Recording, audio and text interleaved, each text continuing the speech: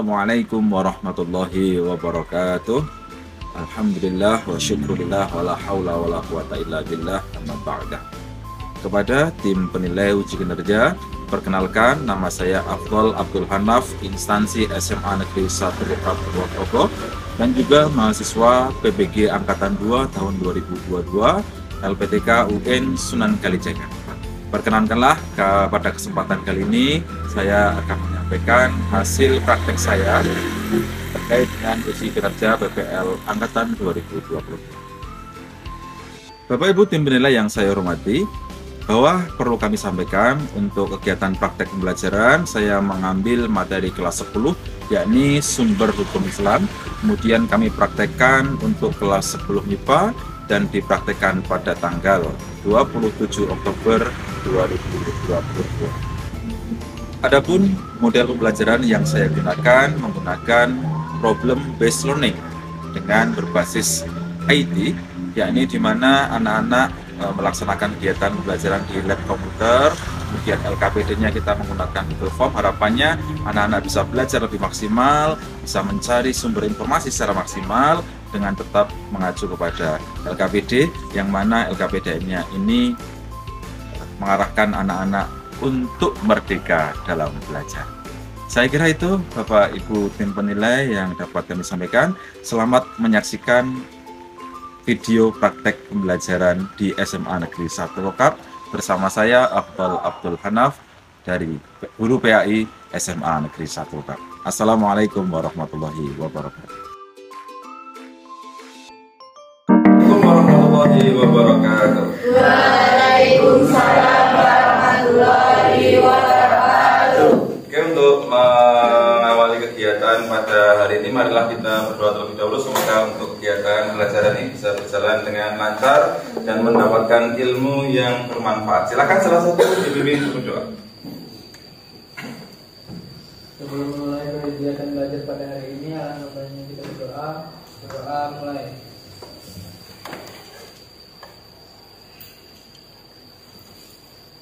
Berdoa selesai.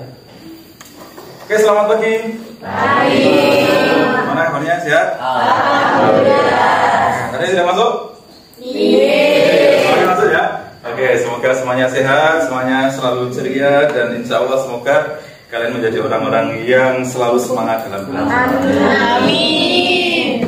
Oke, sekarang bisa dilihat di sekitarmu apakah ada sampah-sampah atau hal yang belum rapi dan lain sebagainya. Silahkan rapikan terlebih dahulu biar nanti untuk kegiatan belajar bisa nyaman.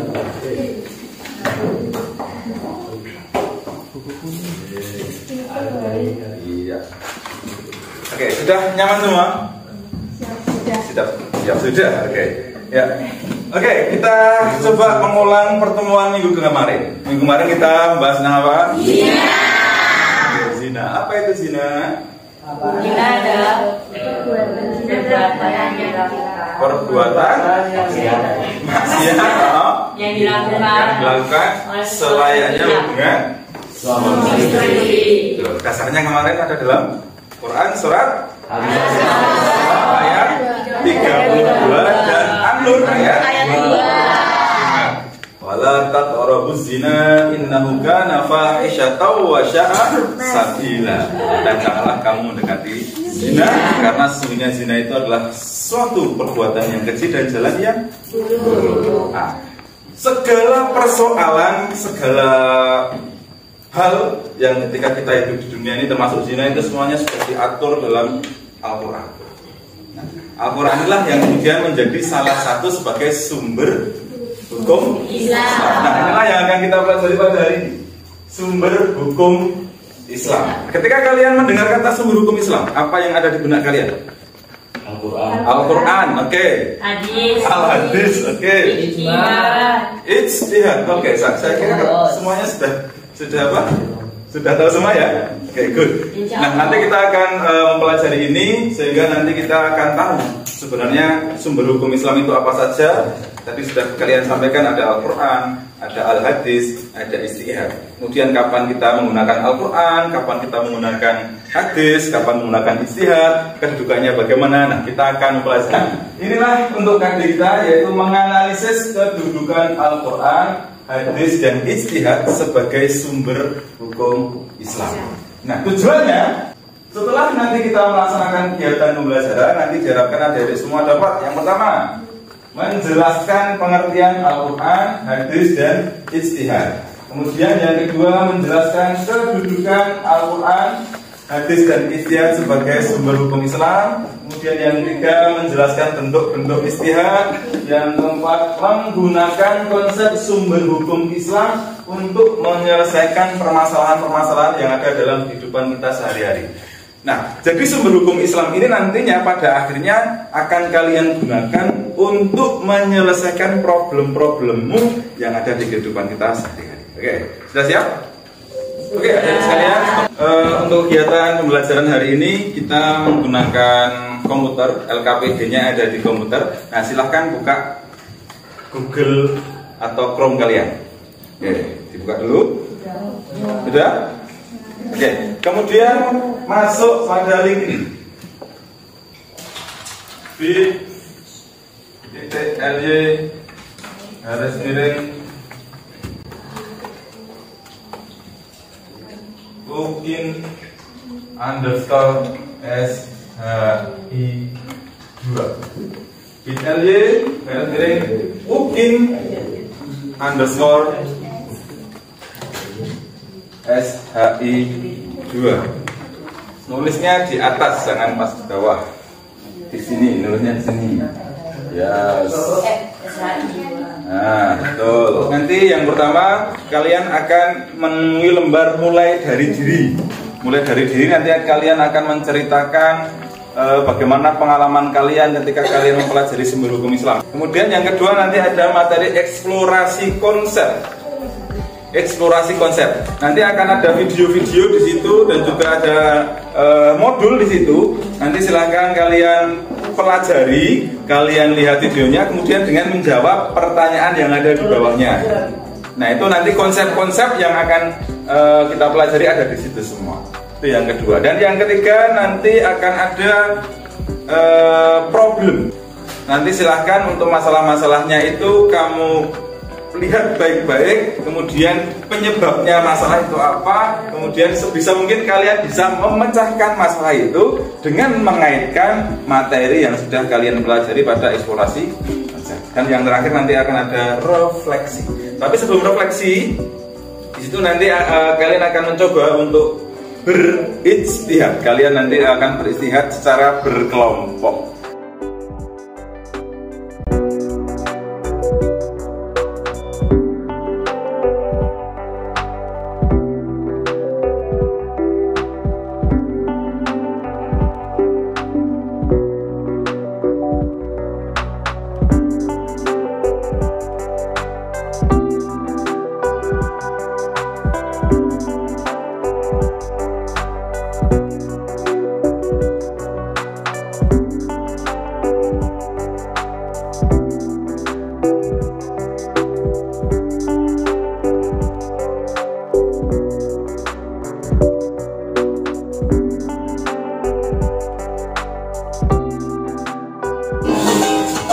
Belajar PBP bersama Ahmad Abdul Hidayat. Assalamualaikum warahmatullahi wabarakatuh. Bismillahirrahmanirrahim. Alhamdulillahirabbil alamin. Alhamdulillahilladzi hadana li hadza wa ma kunna linahtadiya lawla an hadana Allah. Asyhadu an la ilaha illallah wa asyhadu anna Muhammadar Rasulullah. Amma ba'd. Hukum yang kedua adalah hadis secara bahasa hadis dan ucapan.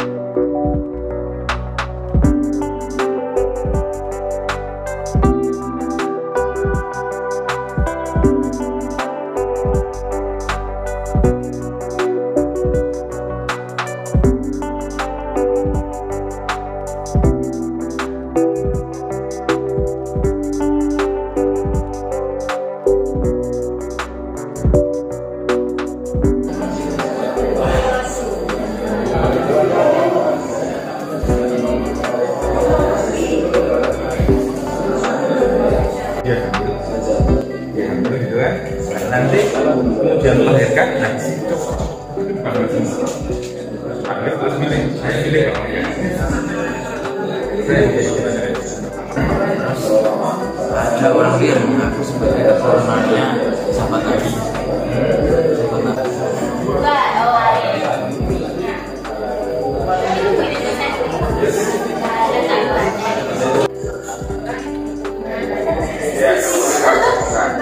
Jadi nanti kita muraikan ini bahwa dalam Islam acara itu kalau dalam Al-Quran ini wala taqrabus zina. Jadi pasaran itu mendekati. Kamu muraikan di situ, nanti kamu simpulkan. Nanti pasaran itu dan juga nanti ditambah juga dengan ini masalah itu ya. Masalah apa itu masalah? Dengan melihat dampak positif dan negatifnya, dengan melihat kemaslahatannya, kemanfaatan. Pasaran itu banyak manfaatnya, kan banyak untuknya. Tulis saja, pasaran ini manfaatnya ini mungkin membandingkan. Oh, ayat Al-Quran mengatakan bahwa taqrabus zina. Kemudian dari segi dampak positif negatif, oh ternyata banyak dampak negatif. Kalau begitu berarti pasaran hukumnya intinya berdua, bisa haram, bisa makruh. Nah, terserah nanti dalam menimbulkan kondisi umat. Biar nanti musyawarah itu berarti dengan ijma. Kias tadi berarti melihat bahwa kalau di tadi masalah saya itu cara mencari baik.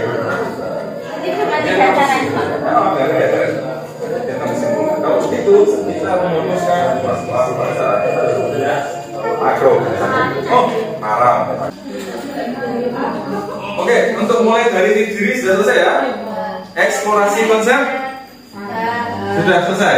Oke, nanti sekarang kita masuk kepada analisis pemecahan masalah.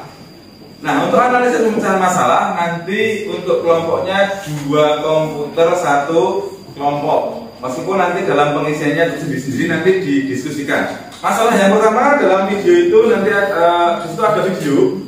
Silahkan dianalisis itu video apa, didiskusikan penyebabnya apa.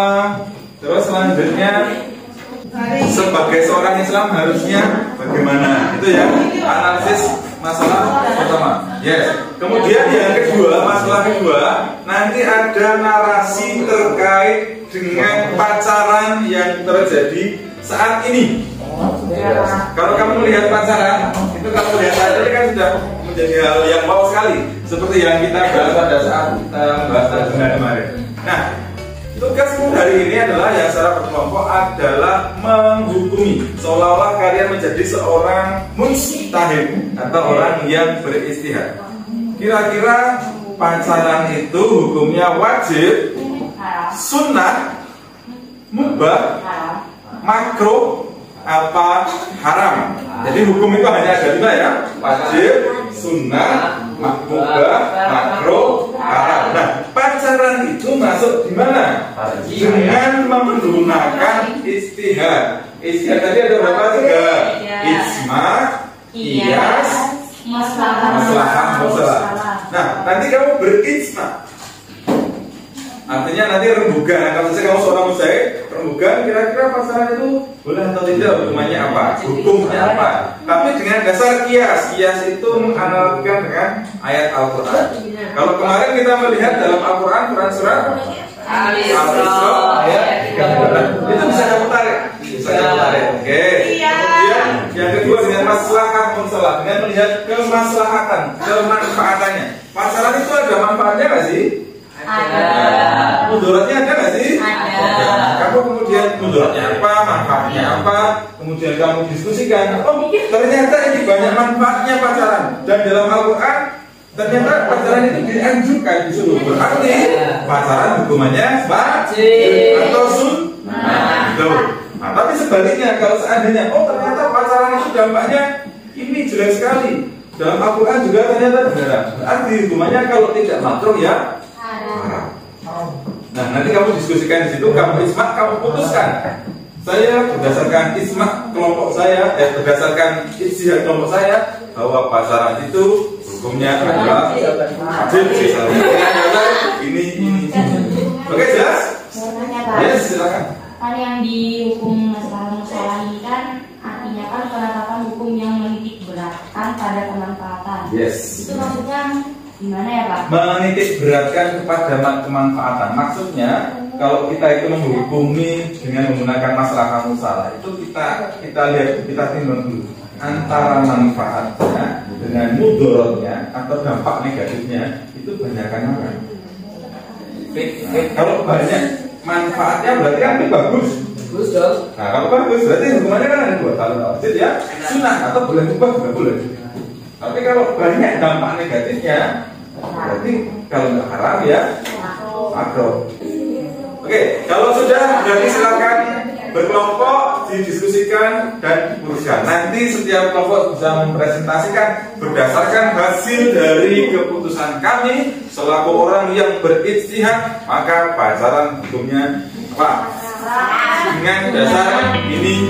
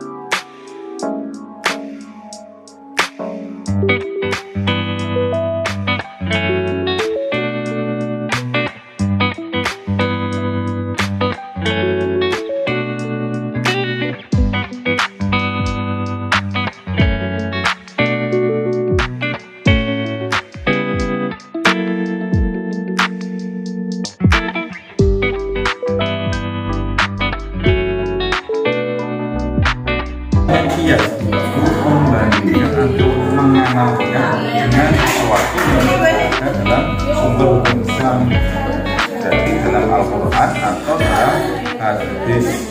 Kalau ditarik dengan friendzone yaitu namanya Ayo friendzone. menarik dalam Al-Quran, mengiaskan tapi sesuatu yang sudah ada dalam Al-Quran maupun hadis. Contohnya gini, kalau tentang minuman keras, tentang narkotika. Narkotika itu hukumnya apa? Dalam Al-Quran ada? Tidak ada. Narkotika itu tidak ada dalam Al-Quran, tidak ada dalam hadis. Nah, tapi dia hukumnya haram karena apa? Dia menggunakan kias itu menganalogkan dengan sesuatu yang sudah ada dalam Al-Quran. Yang diharamkan dalam Al-Quran itu apa? Khamr, bukan narkotika. Cuman permasalahannya narkotika itu sifatnya mirip dengan khamr, makanya kemudian diharamkan. Nah, itu namanya mengkiaskan. Nah, berpacaran itu juga kamu kiaskan dengan Al-Quran. Kalau kemarin kita membahas zina, Al-Quran surat Al-Isra ayat 32. Wala taqrabu zina innahu kana fahsyatan wa sa'a sabila. Dan janganlah kamu mendekati zina. Nah, pacaran itu masuk mendekati zina atau bukan? Nah, itu kamu tarik di situ. Oh, ternyata enggak kok, pacaran itu kan cuma temenan aja, berarti enggak mendekati zina dong. Ya sudah, berarti dia tidak haram. Itu namanya mengkiaskan. Kalau masalah mursalahnya atau dengan melihat sisi kemanfaatannya, ya udah kamu cari manfaat dari pacaran itu apa aja. Nah, kemudian kamu bandingkan dengan mudorotnya, dampak negatifnya. oh ternyata pacaran itu banyak manfaatnya. Ya sudah, tulis aja berarti pacaran hukumnya sunnah. Karena ada dalam hadis, gitu. Atau pacaran itu mubah. Karena di sini juga ada umumnya kok. Dan tadi kalian sudah berdiskusi, kalian sudah memposisikan sebagai seorang yang beristihad atau mujtahid terkait dengan berpacaran. Nah, nanti setiap kelompok anggap saja kalian para ulama yang mau menentukan hukum pacaran itu apa. Nah, sudah ya, sudah tersimpulkan semua ya. Oke, nanti kita akan menyaksikan beberapa kelompok yang akan maju ke sini untuk menyimpulkan, mempresentasikan hasil diskusinya. Sudah siap? Siap ya. Oke, yang mau maju pertama kali siapa? Bisa tunjuk jari? Sapu ya. Oke, Sabita mau maju kelompok pertama kali. Good, ngacung luar biasa. Terus yang kedua dari kelompoknya. Oke, Mas Satya Bintang, Mbak Anissa nanti. Anissa, kalau Anissa tidak usah. Oke, dua ini dulu. Nanti kita bahas. Yang tidak presentasi silahkan nanti diperhatikan. Kemudian ketika nanti ada hal-hal yang ternyata ini kayaknya beda dengan teman saya, nanti bisa dikonfirmasi. Bisa ditanyakan boleh atau memberikan masukan boleh. Tidak setuju juga? Boleh. Oke, siap ya? Oke, pertama untuk kelompoknya Mbak Safita dan kawan-kawan sebagai seorang ustadzah yang luar biasa bisa. Oke, teman-teman. Assalamualaikum warahmatullahi wabarakatuh. Waalaikumsalam warahmatullahi wabarakatuh. Selamat pagi. Pagi anak-anak. Di sini kami dari kelompok yang pertama kali maju yang sudah diberi izin oleh Pak Hanaf akan mempresentasikan hasil dari ijtihad atau kami di sini menjadi seorang mujtahid yang berijtihad terkait dengan pacaran, hukum berpacaran. Saat ini pacaran di kalangan pelajar khususnya di SMA menjadi hal yang sangat lumrah terjadi. Pacaran menjadi sebuah tren dan budaya yang mana ketika seseorang tidak memiliki pacar, maka ia dianggap tidak laku, tidak mengikuti tren dan tidak gaul. Namun, pacaran saat ini ternyata telah melampaui batas. Ia masih berpacaran, namun perilakunya sudah seperti layaknya suami istri. Kami berijtihad di kias yaitu mengambil dari surat Al-Isra ayat 32. Pacaran juga dianggap suatu perbuatan yang termasuk mendekati zina. Allah Subhanahu wa taala dalam Al-Qur'an surah Al-Isra ayat 32 berfirman yang artinya, dan janganlah kamu mendekati zina. Sesungguhnya zina itu adalah suatu perbuatan yang keji dan suatu jalan yang buruk. Quran surat Al-Isra ayat 32. Yang kedua yaitu ijma. Nah, suatu yang dinisbatkan kepada Islam artinya ia diajarkan oleh Islam atau memiliki landasan dari Islam. Nah, oleh karena itu, istilah pacaran Islami sendiri sejatinya tidak benar, karena Islam tidak pernah mengajarkan pacaran dan tidak ada landasan pacaran Islam dalam syariat. Bahkan, sebaiknya ajaran Islam melarang kegiatan-kegiatan yang ada dalam pacaran. Atau singkatnya Islam melarang pacaran karena yaitu di situ tadi ada bahkan tidak sedikit dari mereka yang kehilangan masa depannya karena hamil di luar nikah, dan pacaran memiliki dampak negatif dan positif. Di sini kami akan menjelaskan ijtihadnya masalah mursalah, yaitu dampak positifnya. Yang pertama, dampak positif dari pacaran menurut kami mengurangi stres, yang kedua membuat makan teratur,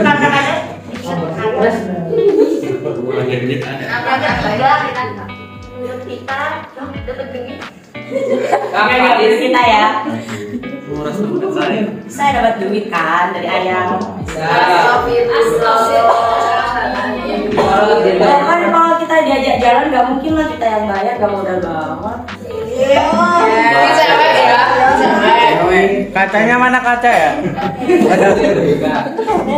Terus Untuk dampak negatifnya, Allah menjadi murka atau marah atas perbuatan yang kita lakukan. Dan stres, melanggar perintah orang tua jika tidak direstui, masuk ke dalam hal-hal yang berpengaruh negatif seperti ini. Contohnya, kita bisa dibawa ke hal-hal negatif seperti kita diajak ke hal-hal yang tidak kita inginkan. Seperti kita dibawa-bawa ke hal-hal kayak narkoba bisa terjadi. Sekian dari kelompok kami yang pertama maju. Jika ada yang ingin ditanyakan, silakan. Oke, sebelumnya kita kasih pos dulu buat biasa. Kita sangat lengkap sekali ya. Tadi di kiasnya ada, masalah al-mursalatnya ada, dan kelompok ini menyampaikan bahwa atau ustazah-ustazah yang di sini menyampaikan bahwa pacaran hukumnya haram. Nah, silakan tadi para ustazah-ustazah yang lain, terutama yang sekarang sedang mengalami masa-masa pacaran, yang tidak setuju, silakan bisa untuk angkat tangan untuk menyampaikan pendapatnya. Tidak setuju atau baik hati. Silakan jawab. Silakan Mas Rosid. Mas Rosid. Disampaikan. Menurut Mas Rosid setuju atau tidak? Apa yang disampaikan tadi Bu Ustazah? Setuju, Pak. Setuju. Oke, yang lain gimana? Tanya dulu, di pacaran itu ada dampak positif dan negatifnya kan? Ya. Jadi menurut kelompok kalian tuh pacaran hukumnya haram kan? Ya. Tapi kalau pacaran haram, terus sebenarnya ada hal positif kayak gimana? Ya itulah tau lah. Hal positifnya itu terus Kenapa kan bisa menghukumi haram? Terus. Sebentar. Terus. Itu Oh, kenapa? ada dampak positifnya juga kan di Ya. dalamnya. Nah itu juga gimana ya? Dapat pahala dari dampak positifnya itu apa enggak? Apa tetap dosa? Iya, paham. Menurut Mas Rosid, Tanya, Pak. pacaran itu kan menurut Mas Rosid itu meskipun haram, tapi kan ada hal positif. Ya. Nah, ketika kita melakukan hal-hal yang positifnya saja, Ya. tidak melakukan yang negatif, itu bagaimana? Nah, itu pertanyaannya. Oh, Misalnya kita pacaran tidak sampai ke arah sana gitu ya? Ya. Ya atau tidak? Ya. Tapi kita hanya melakukan yang positif-positifnya saja. Ya.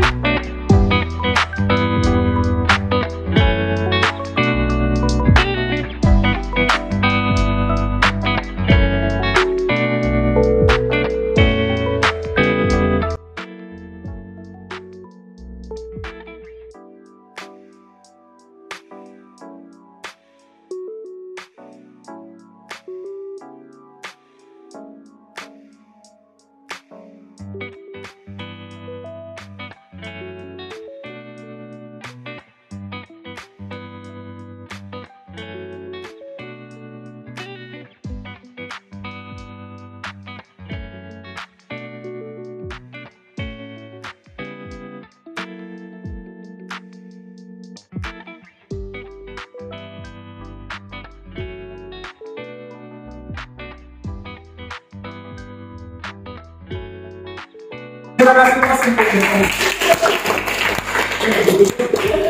sekian presentasi yang dapat kami sampaikan di depan ini. Terima kasih Pak sudah memberikan kesempatan untuk berpresentasi di depan. Sekian dari kami. Terima kasih. Wassalamualaikum warahmatullahi wabarakatuh. Waalaikumsalam warahmatullahi wabarakatuh. kelompok 2 sepakat dengan kelompok 1. Kelompokmu sepakat ya? Oke, sepakat. Kelompoknya Mas Galih, sepakat sekali? Jelas, sepakat. Kelompoknya Mas Zulfian. Gimana? Sepakat atau enggak?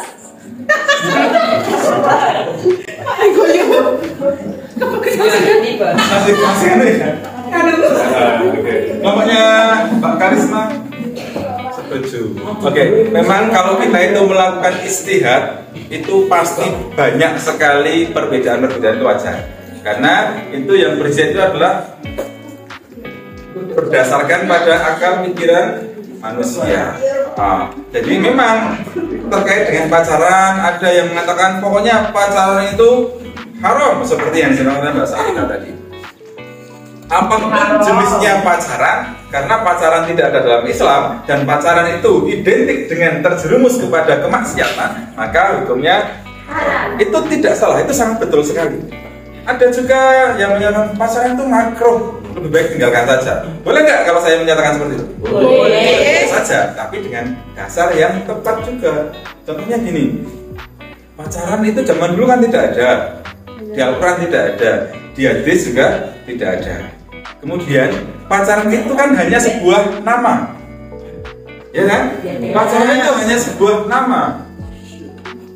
Nama ini bisa menjadi haram, bisa menjadi halal atau makruh atau mubah, tergantung dalamnya itu ada apanya. Ya toh? Ya. Saya pacaran dengan Mbak Safita. Nah, ketika saya pacaran, kita itu saling mensupport sama Mbak Safita. Dan saya orang yang beriman nih, orang yang nggak mungkin melakukan halal itu. Mbak Safita juga seorang ustazah yang tidak mungkin melakukan hal itu. Dan kita tahu batasan-batasannya. Kita saling support, saling semangat. Kita nggak pernah ketemu berduaan, dan seterusnya. Kita teman dan sebagainya. Itu kan sebenarnya tidak masalah gitu kan? Karena dia tidak menjerumus kepada perzinahan. Gue sih pasar langsung. Rahasia dia. Itu tidak masalah.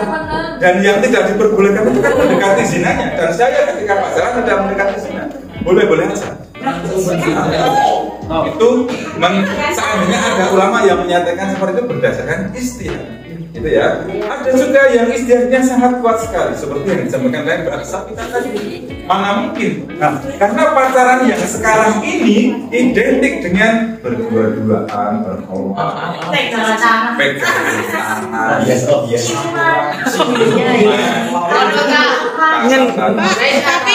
ketemu satu hari saja, seperti tidak ketemu, seperti tidak ketemu selama 24 jam. Serasa lama nggak ketemu gitu. Sehingga ribut terus, pengennya berduaan bareng terus. Nah, identiknya kan kayak gitu. Pada akhirnya bosan di akhirnya salah satu sakit hati. Itu bisa jadi kemudian pacaran itu hukumnya haram karena dalam Al-Quran sudah dijelaskan. Quran surat Al-Isra ayat 32. Wala taqrabu zina innahu kana fahisyatan wa sa'a sabila. Dan janganlah kamu mendekati zina, dan padahal pacaran itu sudah mendekati dengan zina. Itu banyak ulama Islam yang menyampaikan bahwa pacaran itu haram. Itu. Oke, ada pertanyaan? Oke, kalau tidak ada pertanyaan, kita sekarang melakukan refleksi ya. Kita refleksi. Bagaimana perasaan Anda saat ini setelah melakukan belajar hari ini? Bagus. Deg-degan, senang, Deg-degan, Tersindir. merasa tersindir, tidak apa-apa.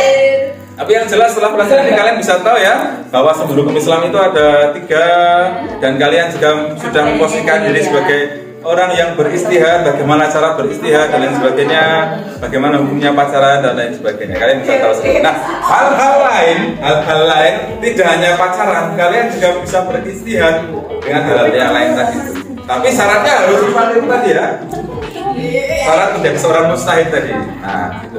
Oke, kalau tidak ada pertanyaan, next akhir kita akan melakukan evaluasi post test. Untuk post test karena laptop kita terbatas, maka kita gantian ya. Untuk nomor absen 1 sampai 16 di sini dan absen 17 sampai 31 nanti. Kalau tidak ada pertanyaan, maka untuk pembelajaran hari ini kita cukupkan sekian. Mohon maaf apabila ada kekurangan dalam kegiatan belajar hari ini. Dan untuk minggu depan kita sudah next masuk ke pelajaran selanjutnya, yaitu sejarah dakwah Nabi Muhammad SAW. Kemarin yang dapat ini siapa? Sejarah dakwah Nabi. Dipersiapkan ya nanti untuk presentasi. Persiapkan. Oke, kita akhiri dengan melafalkan alhamdulillah bersama-sama. Alhamdulillahirabbil alamin. Kita akhiri assalamualaikum warahmatullahi wabarakatuh. Waalaikumsalam warahmatullahi wabarakatuh.